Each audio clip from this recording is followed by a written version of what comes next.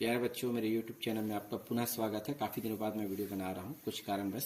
आइए हम सीधे प्रश्न पे बात करते हैं। सखंड का अध्ययन कर रहे हैं, सत्य और असत्य देखेंगे। इस निकाय में पूछा गया है कि एक अद्वितीय हल है, ये दिया गया है। हम चेक करेंगे कि एक अद्वितीय हल कब होता है। हमें ये पता है कि a1/a2 not equal to b1/b2 यदि है तो एक अद्वितीय हल होता है। तो चलिए चेक करेंगे। तो a1 का मान क्या होगा 2, b1 का मान क्या होगा 4 और c1 का मान होगा 10। इसी प्रकार से a2, b2 और c2 का मान निकाल लेंगे। तो हम इसमें रख के देखते हैं क्या ये बराबर है कि अलग अलग। तो a1 का मान क्या है 2 है बटा, और a2 का मान कितना है 3 है ना, और b1 का मान कितना है 4 और b2 का मान हमारे पास आ जाएगा 6। तो इसे हम थोड़ा कैंसिल करके देखते हैं। 2 दूनी 2 तिया 6।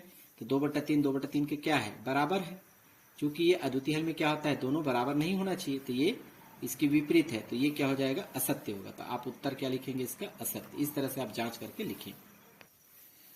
कोई भी प्रश्न आप बिना समझ के बिना समझे नहीं बनाएंगे, है ना। प्रश्न को बार बार पढ़िए तभी समझ में आएगा। देखिए, दो वृत्त की त्रिज्याएं समान है, यानी देखिए एक वृत्त और दो वृत्त त्रिज्या यदि समान है तो उसका वृत्त भी क्या होगा, एक जैसा ही बनेगा, है ना। और ये कहता है कि दोनों वृत्त की त्रिज्या समान है तो वृत्त क्या होंगे, सर्वांग सम होंगे। तो यहाँ पर यदि त्रिज्या बराबर होती तो दोनों वृत्त क्या होते, बराबर होते। उसी को हम कहते हैं सर्वांग सम, यानी कि इसका उत्तर क्या होगा, सत्य होगा।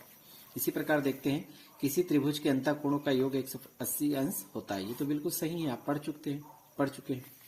3 असंरेख बिंदु से होकर एक और केवल एक वृत्त खींचा जा सकता है। इसे हम कैसे समझेंगे, 3 असंरेख बिंदु।